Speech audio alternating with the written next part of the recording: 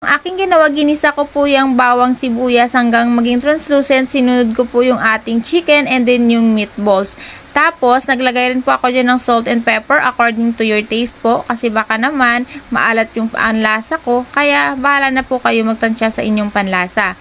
So, ayan. Kung nagtaka kayo bakit dyan ako nagumpisa, kasi nga po hindi naka-on yung aking camera. Huli ko na lang napansin.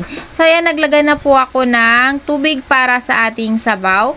Yung nilagay ko po dyan is yung 1 liter ng water. And then, naglagay po ako ng kinchay. Kasi mas gusto ko po yung parang may lasa siyang kakaiba. Ganon.